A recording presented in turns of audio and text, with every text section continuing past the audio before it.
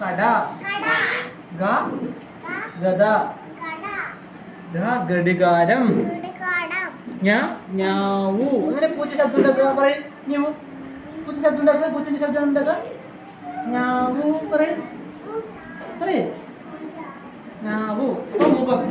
Sit properly. ധ്രുവിന്റെ അടുത്ത് എപ്പോഴും പറഞ്ഞിട്ട് ചെയറിൽ ഇരിക്കാൻ പഠിക്കണം ആദ്യം. Dhruv come and sit in the chair.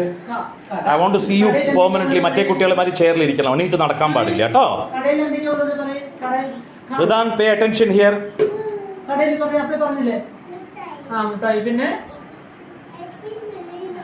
പിന്നെ എന്തൊക്കെയുണ്ട്? ഗുഡ്. മുട്ടായി മാത്രമേ ഉള്ളൂ. Bhadra sit properly. Sit properly. Get back. ചെയറിൽ ലീൻ ചെയ്യേ. ബാക്കിലിരിക്കുക. ഉമ്മറത്തേക്ക് ഇരിക്കേണ്ട. ചെയർ വരിക്കും. അങ്ങനെയല്ല, ബാക്കിലിരിക്കാവ്.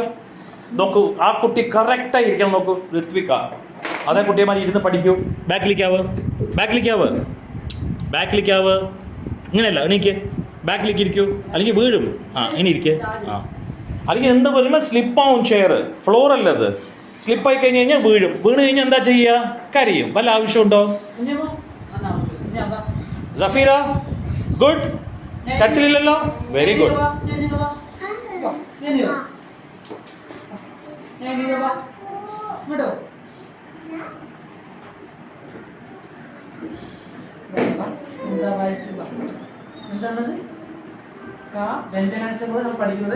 വിരല് വെക്കൂ. അതില്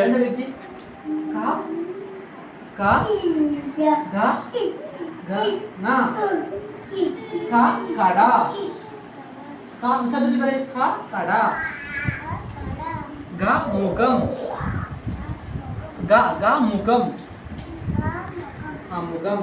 ഗദ.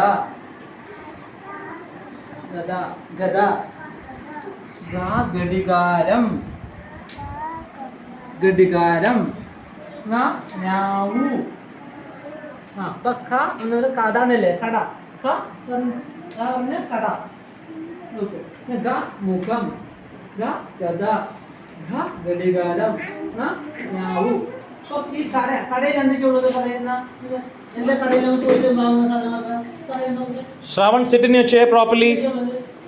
I want to see you people sitting in the chair properly. അവിടെ നൈനിക പഠിക്കണ മാതിരി നിങ്ങൾ എല്ലാവരും വിളിക്കും സാറ്. പക്ഷേ സി എങ്ങനെ സഫീറ ഇരിക്കണത് ഗുഡ് ഗേളിനെ മാതിരി, റിദാൻ ഇരിക്കണ മാതിരി. Nimmu put down your legs. Nimmu put down your legs. That's not the correct way of sitting. മുഖത്ത് എന്തൊക്കെയുള്ളത് പറയും. മുഖത്ത് നമ്മുടെ മുഖത്ത് എന്തൊക്കെയുള്ളത്? കണ്ണ്, മൂക്ക്, ചെവി, ചുണ്ട്, പല്ല്. തലയിൽ എവിടെ എന്താണ്? മുടി. ഒന്ന് പറയും. കണ്ണ് എന്തൊക്കെയുള്ളത്? കണ്ണ് നോക്കിയിട്ട് പറയും. മുഖത്ത് എന്താ ഉള്ളത്? പറയും Nainika.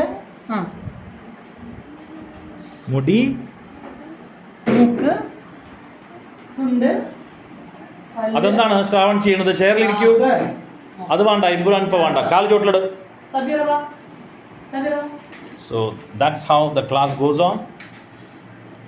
It takes a lot of patience, for these little ones to make them seated here. We're taking a combined class of nursery and pre-nursery today. And both the Malayalam is common for all. So that's it, how it happens. But there are some people who are still roaming around. They are getting used. The second day after a long break, she's coming to the school now. And she goes inside the praying arena. That's how she passes the time.